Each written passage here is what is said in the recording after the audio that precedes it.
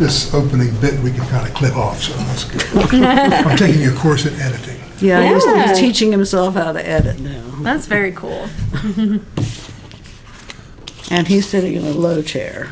I know, I'm like almost taller. Yeah, why we try to put on these Optical things. illusion. Yeah. Yeah, that's not how Okay, you Colbert and guys, straighten up, everything straighten up. Sit up straight. Welcome to the Think for Yourself Clubhouse. I am Bill Martin, and my co-host today is Aggie Martin. Dennis was scheduled, but he couldn't come in today, so Aggie's sitting in as a co-host.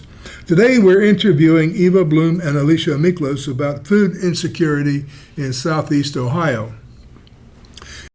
Eva Bloom has served as the Director of Development for Hocking, Athens, Perry Community Action since February of 2022. In this role, she oversees fundraising, public relations, and marketing for the Southeast Ohio Food Bank. That's really the subject of our talk today, the Southeast Ohio Food Bank. And the agency's 4 other major program areas, including child development, community services, and transportation. With her experience in strategic communications and passion for efficiency, she leads her small team in sharing the impact HAPCAP, that's the phrase, or that's the word they use for Hocking, Athens, Perry Community Action, HAPCAP, has on the communities they serve and building support for their mission to address the causes and conditions of poverty. Alicia, to my left, Miklos is the director of the Southeast Ohio Food Bank, a division of HAPCAP. We talked about that. She earned a master's and a bachelor's degree in Spanish at Ohio University. In 2015, she completed the doctorate in Latin American literature and culture at The Ohio State University, a good school. She joined Southeast Ohio Food Bank as director in 2023. This is usually where Aggie would break in and say, Ohio University is a good school. Well, I was going to, but you soonered me. Okay. She oversees grants. Alicia oversees grants and budgets, manages community partnerships, and works closely with the food bank's 36-person staff. What I thought we would do today is draw a picture of what HAPCAP, the big organization that you guys belong to, does in Southeast Ohio. And this is mostly in the counties of Hocking, Athens, and Perry, but there are some activities that come over into Jackson County, particularly food insecurity, what we're really talking about. When I took a look at HAPCAP's online site, I was surprised at how big an operation it really is. First of all, you're a nonprofit corporation, and the name is Hocking, Athens, Perry Community Action. Those words jammed together. But you have moved out beyond these 3 counties in some of your activities. Now, I'm going to mention some of the program activities for HAPCAP that I found online in my review of the organization, and I ask you ladies to comment on the program areas. And we'll leave the Southeast Ohio Food Bank for last because that will be our primary focus today. But I'd like to talk a little bit about some of these other programs because they're extensive and they do good work. Child and family programs. Yeah, so real quickly to say community actions are often a quiet powerhouse of communities, and they exist in just about every county across the country. So we can talk a little bit more about the community action programs that we operate and know that some of your viewers or listeners might have a community action in their own county. For instance, Jackson-Vinton Community Action serves Jackson. So our child and family programs focus specifically around Head Start. Head Start is a comprehensive program to support child development so that children, especially those who are living in poverty, have the ability to reach their full potential. We operate 2 Head Start centers in each of the 3 core community action territories we serve, and we have a in-school or in-facility program where students come into preschool just like many people imagine when they think about preschool, but we also do a home visiting program where the teachers actually go to the homes to help parents understand how to care for their child's development. I said Head Start was a comprehensive program because it is more than just teaching your ABCs and learning how to stay in the lines when you color. Head Start provides medical services and dental services for students, and they also provide family resource navigation and parent support. So parents sit down with a family resource navigator, and they help the parents to determine what are their goals. How are they going to work towards success in their own life and maintain or find self-sufficiency? Now, we know that the Head Start program has been a successful program actually for decades. I remember, Aggie, when you were starting out, you were a Head Start worker. I was. For a summer, I was called a social worker. I didn't have any training in that area. I was trained in education. And I was part of the Head Start program in Pickaway County, and I helped with field trips, and I made visits to homes, and the kids were a lot of fun. I remember one little boy, we went to the courthouse to see things there, and he said, "Here come the judge, here come the judge." So it's been shown statistically and every other way that Head Start, this boost for younger children, is a good thing. So viewers, when you think about what the government does out there for people, Head Start's a good example to think about. Community development. Community development.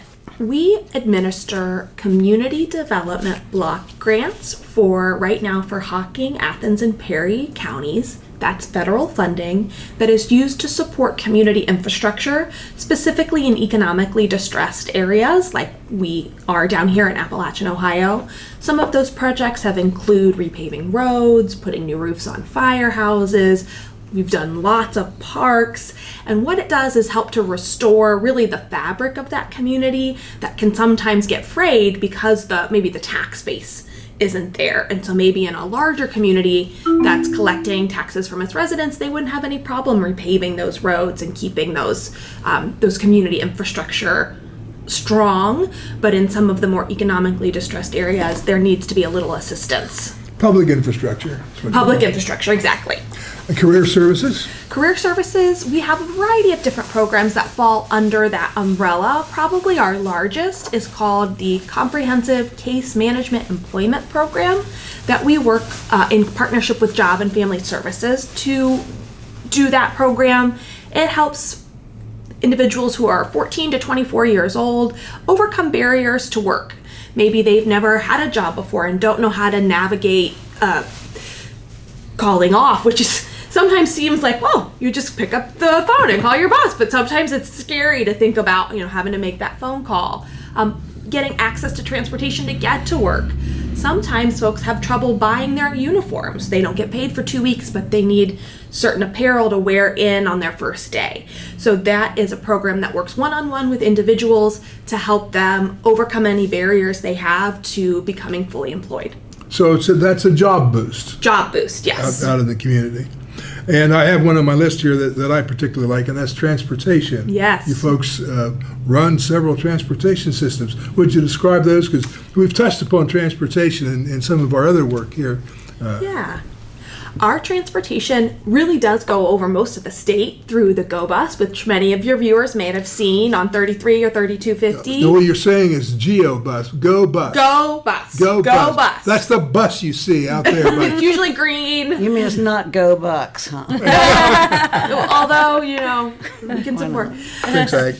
So that helps connect more rural areas to urban centers. So folks can get on the Go Bus. They can take it to Cincinnati, get on Greyhound, and go all across the country. So that is the program that people might be most familiar with, specifically if they don't live in Athens or Hocking County. But then in Athens and Hocking County, we do on-demand services, which is a door-to-door program that is tailored specifically for folks with mobility issues because the drivers are all trained on how to get folks in and out if they have a assistive device, but really is available for anyone. It is a subsidized cost, so riders pay $2 one way. Our senior citizens, folks with a disability, or veterans pay $1 each way. So we're talking about going to the doctor. Correct. Going to the store, getting to work, these kinds of things. And that's, as you explained to me during our prep, that this is like a taxi cab model that Correct. you call and the vehicle comes not on a regular schedule. Not on a fixed route. Generally not quite as responsive as a taxi cab. You got to schedule a couple days in advance. Okay. But they'll come pick you up at the door and take you to where you need to be. And Bill, you hit the nail on the head. We see folks go into doctor's offices. We see them go into work, get into the grocery store as some of the most common reasons that people are riding. And there are lots of folks out there that need transportation. We know this from some of our previous studies here in this room. Okay, let's get down to Southeast Ohio Food Bank. And first of all, let's just give a general notion of what it is in your organization before we focus in on Jackson. We'll do that a little bit later on. Okay. So, in general, what are the services? Alicia? Yes. You're the honcho of the food bank part. Yes. The head honcho. Head honcho. Yes, so the Southeast Ohio Food Bank is a storage and distribution hub located in Logan, Ohio, with a 68 pantry network. And that's the main way that we distribute food is through those member pantries who are in our 10 counties. So, what's a pantry? A food pantry is a direct service to neighbors facing hunger. So it could be located at a church, it could be at a school, but that is a place where food is located and folks can show up and get a food box, or if in a choice pantry, they can go in and select the food that they might like to get. Okay, so this is not a food store. It's a place where folks can go in with a box and bring out food. Correct, yes. Okay. And the source of that food, you explained to me, this was a big surprise to me when we did our prep, was commodities. Yes, yeah. So I'll just back up one step and say that, being a storage and distribution hub in Southeast Ohio, we are the organization that is tasked with distributing those federal nutrition programs, so USDA nutrition program foods, commodities, and the state of Ohio, the Ohio Food Program and Agricultural Clearance Program commodities. Okay, so you do some, but a lot of it is getting actual food from higher up. Yes. And then you distribute that. We were in our prep, we were kind of likening it to those halcyon days when I was in the United States Army decades ago. And they used the phrase breakdown. They would have just a whole bunch of food at the regiment level, and trucks would carry it to the battalion level, and they would have a warehouse, and they'd break it down to the company level, and by golly, there's the mess hall. So that's how they got the food from the large inputs down to the small inputs. It's a distribution network, and that's what you guys are. Yeah. You're the kind of the business end, kind of the retail end, kind of the rubber meets the road end of this food distribution network. That's That's correct. what the pantries are all about. Yes. And that's the kind of cooperation that you have Yes. from the government. And what this also means is the government gets the food from somewhere, and they buy it from farmers, do they not? They sure do. So what you're doing, in essence, is supporting the farmers in the general area. The federal government buys for the farmers with, I suppose, these farm support programs, and they have the food. What do you do with the food? Well, you distribute it out through your network. Yes. I remember when I was a young adult many decades ago, they had a phrase, commodity cheese. and that was what was passed out to folks who needed it. And it was, no doubt, looking back on it, a price support program for the farmer, for the dairy farmer. Absolutely. And that was a good thing at the time, not only for the farmer, but also for the people getting the cheese. And that's writ large today. Yes. And we're going to get into a little later, we're going to get to the scope of the food insecurity problems that we have in Jackson and Jackson County. But first, I want to back up a little bit and take a look at your big organization. According to your website, they published the financial numbers for I think the most recent year is 2023. Nonprofits have to file a financial report with the government. The organization owned about $18 million in assets, and your total revenue for 2023 that year was more than $45 million. Well, that's big business. Eva, how many employees does the organization have? We have about 250 employees over our 5 major service divisions and our administrative team. Okay, so 250 employees, $45 million in revenue, $18 million in assets. Pretty big business, it's a pretty big operation. And how much of your funding comes from the federal and state governments in 2023 at least? More than 90%. So as I was looking at the numbers, it was 42 million plus. Yeah, 42 million plus. So the very large, very large majority of the Yeah. funding that we receive. You were careful to point out in prep that this includes the valuation of the commodities. Correct. Yes. So that when you get produce or you get food, that's valued, and that'd be part of the support. That's part of that $42 million. Correct. Okay, and then how much of that revenue was allocated to the food and nutrition programs? Yeah, so around the 10 million mark, and keep in mind that we operate those core food distribution programs plus our senior nutrition programs. We also have a child nutrition programs and health programs. So you're looking at a rather large operating budget, but I do appreciate you pointing out, Bill, that a big portion of that is going to be those federal and state commodities. So even just with our federal USDA program, which is TFAP, the Emergency Food Assistance Program, and the Commodity Supplemental Food Program, which is our senior nutrition boxes. Just in this grant period, that's about $1 million in commodities that we were tasked with receiving, storing, managing, and distributing in a responsible fashion. Now, to get a sense of the scale that you guys operate at, are there any other large-scale food and nutrition service providers in Southeast Ohio? So there are not. However, I think it's really important to point out the strength of the pantries in our 10-county service area, and that they are really the ones on the ground doing the day-to-day work of distributing food directly to people facing hunger. So it's very much a mutually beneficial partnership.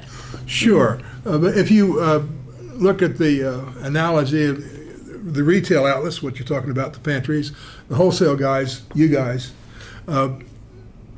you're about it for Southeast Ohio. At least you're the biggest operation. Yes. Yes. I'll chime in real quickly to say we distributed 4.6, the equivalent of 4.6 million meals in 2024, and that is by far taking in, with our pantry network, we distributed that amount, and there's no other entity that is distributing that level of food assistance right now. Yeah, and this has all been a surprise to me. Viewers, what we have, I think, here is kind of, in HAPCAP, a one-stop shop for lots of different kinds of social services, from Head Start to transportation to job help to what we're talking about today, which is food insecurity. And you folks were at pains to point out during our prep that what you have is a cooperative relationship with the people upstream and the people downstream, and that's how you get along, and that's what you're there for. Correct. Maybe this would be a good time to talk about who you work with in Jackson County. Yes, I'd love to talk about Jackson County.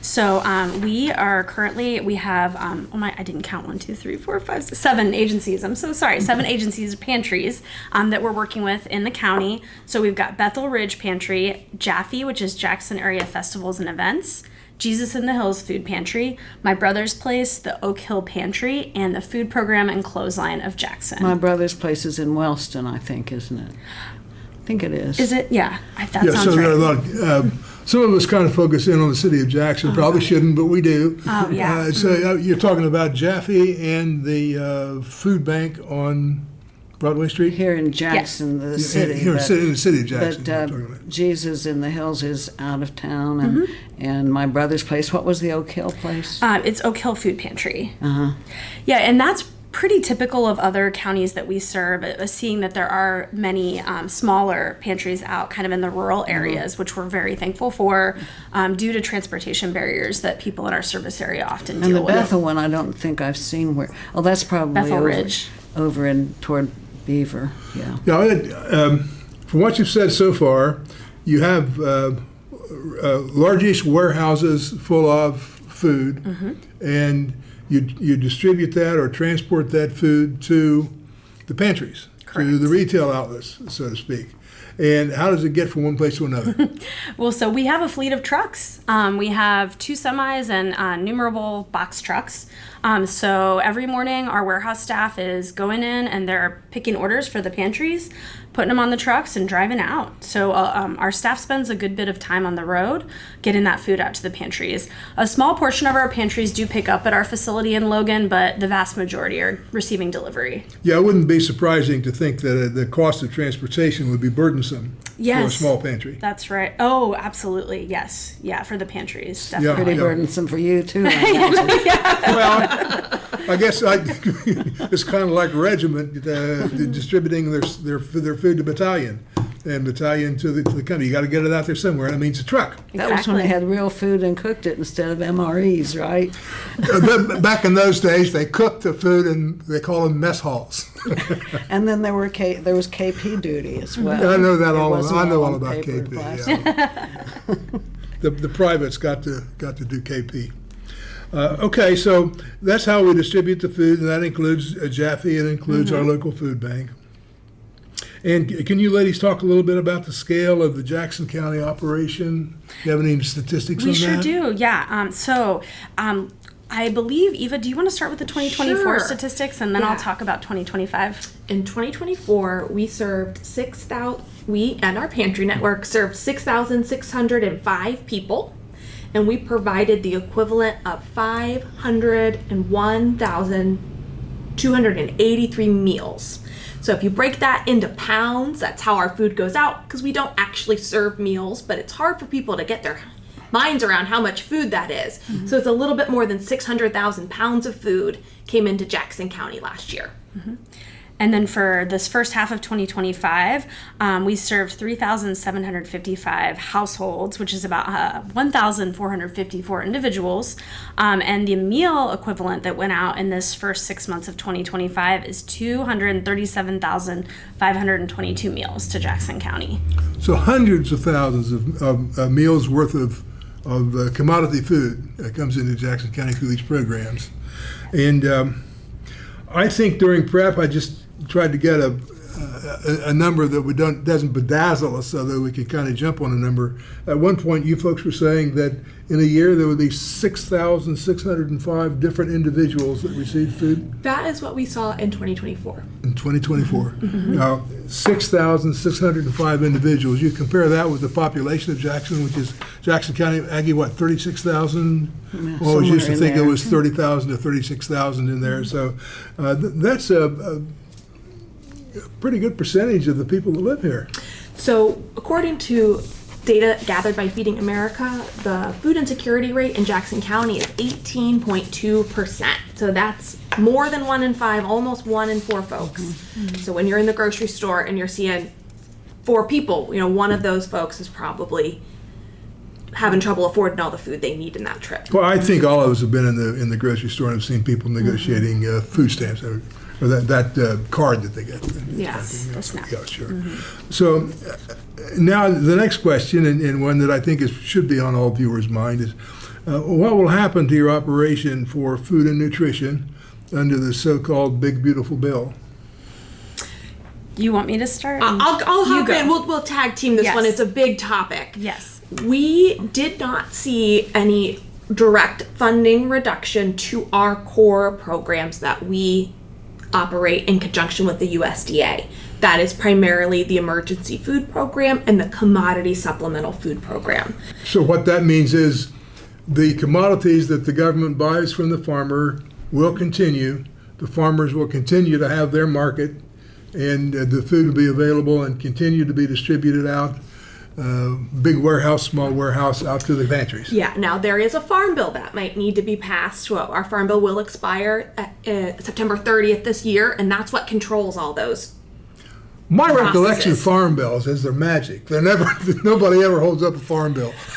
Well, we'll see. We have been a couple years that the 2018 is the last one they passed. 2023 was meant to be the next one and has been extended since then. So we're really hoping that we get a good farm bill this year, because that's how all of those dollar amounts get decided. Now we're getting a little bit off the topic. I know there's a lot of policy that's involved in food work, which you maybe don't think from the outside in. So we are not going to directly lose funds because of what has recently happened in the budget reconciliation bill. But the really unfortunate thing is that there's some pretty drastic cuts to the SNAP program that will reduce the ability of our neighbors who are facing food insecurity to be able to go to the grocery store and pick out the food that's best for their families. Now, what is SNAP? SNAP is the Supplemental Nutrition Assistance Program, and also known as food stamps. That language changed a little bit. It's a subsidy that the government provides for lower income folks, and lower income folks have to apply for it. There's an application that they put into, in our case, it would be the Jackson County Job and Family Services, yeah. Correct. Services. Yep. And I think you folks, you help. We do. You help folks with the application, so they put in for the SNAPs. And then the problem with all that is the funding for that program is going to be reduced, as I understand it from our preparation, rather drastically reduced. There's a lot of meals on the table that will be cut based on that legislation. I can give you a fact that helps us contextualize these really big numbers. If you take, and we're going to talk nationwide right now, but if you take all of the food that all of the Feeding America network food banks distributed in 2024, that is equal to the amount of meals that will be lost. That's an estimate that could be lost through the budget reconciliation package. And so to keep up with that and keep people just where they are now, getting the amount of food assistance that they were getting last year, that's a doubling of food bank operations. And that is a challenge that we might not be able to meet. And so Alicia might be able to share a little bit more about what happens when somebody doesn't have SNAP. Where do they go? Yeah, so let's try to visualize this if we can for our viewers. Food assistance looks like it comes down in 2 barrels. One barrel is handing out food commodities, you guys. Another barrel is, in effect, handing out a credit card, and that's SNAP. And SNAP is going to be reduced to the extent that to keep things going on the current level, you'd have to increase your barrel size by doubling it. Yeah, that's right. And you don't know where the money's going to come to double that barrel size. Correct. And what about inflation? Grocery prices have gone up so much in the last few years. Yeah. Continuing to go up, I think. Yeah, I think the bottom line is that food banks and other charitable food providers are not going to be able to meet that gap. There is really no way to make up for the loss of meals that we're looking at with the cuts that are happening to SNAP. So what we're going to see is families having to make difficult choices. I guess to talk about the trickle-down effect, pantries are going to see an increased demand, and they're going to have less food to meet that demand. And then what happens is people having to make choices between utility payments and being able to eat, or medical bills and being able to eat.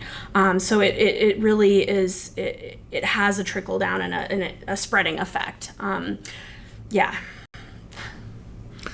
Okay. I'm going to ask the questions. To what extent do you think that private donations and foundations and charities will be able to pick up the slack for your operation? We are really grateful to all of our community supporters. We receive contributions from individuals, like you mentioned, foundations and corporations, and every penny allows us to get more food into the hands of the people that need it. But if you really look at the scale, as Alicia was talking about, there's no real way that, especially here in an economically distressed region, that we're going to be able to get the same level of support to provide food to every person who will be at risk of losing access to food through the SNAP cuts. Now, that doesn't mean, we'll speak directly to the viewers, that doesn't mean that we shouldn't all do everything we can, right? If we can give, we will use those dollars, we will stretch those dollars just as far as we can to get as much nutritious food out to people as possible. But we do have to really grapple with the role of federal government and the federal assistance programs and how they have been supporting our communities and what might be the impact of those supports no longer being available. Also, keep in mind that even if more commodity food were available through the existing programs, you still have to get it from point A to point B, and that takes money. Correct. Trucks, employees. Correct. So it's going to be a lot of pressure on you folks. Is there any indication that the state of Ohio, as opposed to the federal government, state of Ohio will make up the shortfall in the federal funding? We have not heard any commitments or indication that we as a food network will receive more direct support as the result. Now, one of the mechanisms that may be in play here with the budget reconciliation is that states will be asked to pay a considerably increased share of the benefits. And there's a chance that they may not be able to do that. State budgets are already very tight. We just finished an operating budget at the State House. The General Assembly and the governor just passed that earlier this month. And what we saw was a real tightening of belts. That's what we heard directly from lawmakers that we talked with. And what the result is for us down here in Southeast Ohio and for food banks across the country is that we're getting reduced funding compared to what we received for state funding in 2024. So with the funding that was authorized in the most recent state budget, we'll be going back to 2019 levels. So like school districts, you're going to be tightened up. We're all trying to do more with less. The belts are going to be tightened. Yeah, so we'll be looking at 2019 funding levels, and just to speak, to your, Agnes, to your point about inflation, we've all been to the grocery store since 2019, and we know that it's more expensive to buy the things that we're accustomed to buying. And so if we're using 2019 dollars, the amount of money we had in 2019, to purchase food at 2025 prices, we're going to be able to buy less food with those dollars. That's on top of seeing an increased need since 2019. Something that we didn't directly share as we were talking about the cuts to SNAP is our network, the charitable food network across the state and across the country, sees higher demand every year. Many people thought that after the pandemic subsided and things were back to normal, that would level off and maybe decrease. But to Aggie's point, that really high inflation cost for food has only driven more people into the pantries. And so we're already strained and trying to do a lot with a little. So these funding cuts through the state food program will likely result in our pantries not having enough food on their shelves. Now, we're very grateful for the funding that we did receive. We know there's a lot of pressure for our legislators and how to use those dollars. So we're grateful that we were able to get the support that we did, and we will again stretch those dollars as much as we can. But we know that they're likely not going to be enough. I'll put this into I'm sorry, Aggie. How many comparable food bank groups are there in Ohio, just Ohio? Yeah, so the state of Ohio has 12 food banks. And Southeast Ohio is one of 12 then? Yes, yeah. And the same vice is applying to all of them. Yes, absolutely. Okay, I wanted to put this in some context in time. Has your organization ever met all the need for food security in Southeast Ohio? Let me put that in some context. I happen to be a board member of our senior citizens group, and we do have a smallish program for feeding elders in the rural area.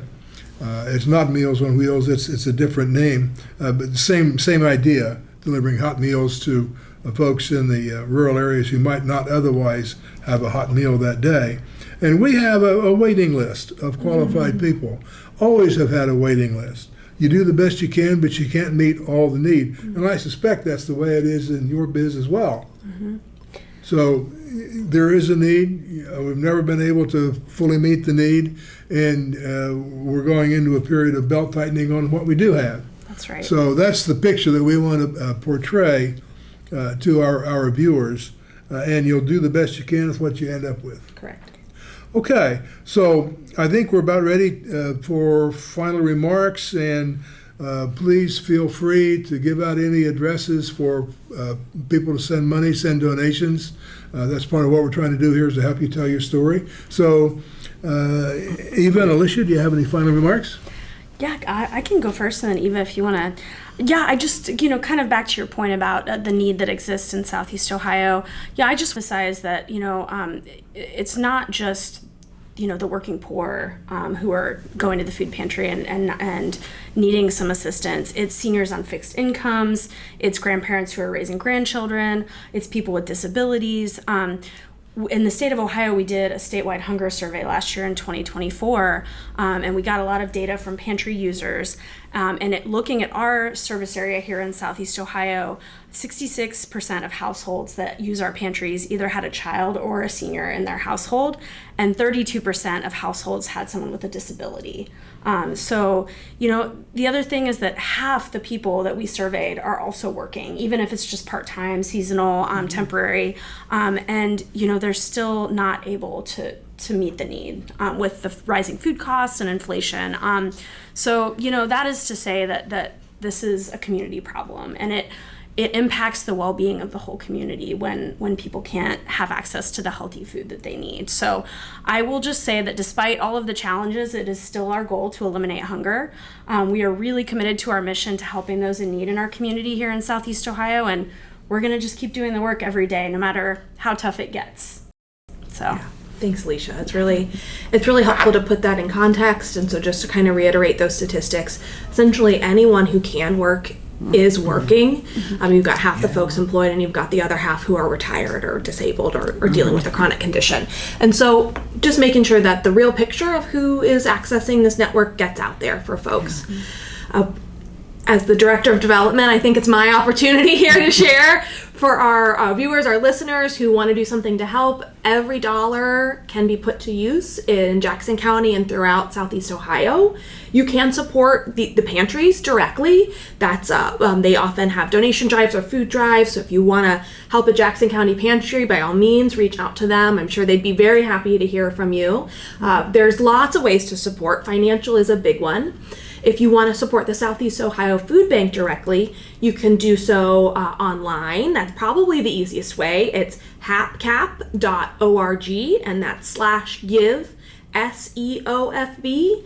But if you find your way over to hapcap.org, you'll see a donate button, and you can get our mailing address and links to the form and any information that you need to provide your support, which would be so greatly appreciated. Now, we talked about money. It's really important that we have these dollars to deliver meals and to help reduce hunger in our communities, but we also need helping hands. So for those who would like to get involved by volunteering at a local pantry, coming up to pack boxes at the food bank, there's also information at hapcap.org about that. And then we are talking about some of the real impacts that will be felt based on changes that were made at the national level. So our policymakers need to hear from us. If we care about what's going on in our communities, we need to make sure that they understand our concerns. And so there is a list where you can get signed up to receive updates that we send out through our kind of email chain. And so you can go to our website, hapcap.org/advocate.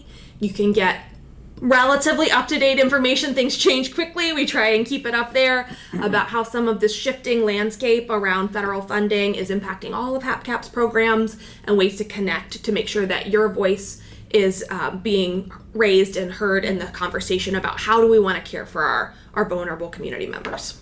Okay, great. There was one thing I wanted to add. You have a post office box for snail mail contributors, Correct. right? Yes. That's yes. Post office box, 22? Yeah, so if you want to send us us some mail, it's Southeast Ohio Food Bank, 3 Carderas Drive, P.O. Box 220 in Gloucester, Ohio. You want to learn how to spell Carderas? I'm not going to do it here because I'm going to get it Gloucester's wrong. pretty hard, too. Gloucester's hard too. Quick Google search. It's our main office. They'll get you there. It's also on the website. Yeah. If my video editing lessons help, I'm going to stick it at the end. Yay! I'm going to try my best. Yeah. My final remark is, viewers, don't you think that we have a responsibility to feed our own people? I think we do.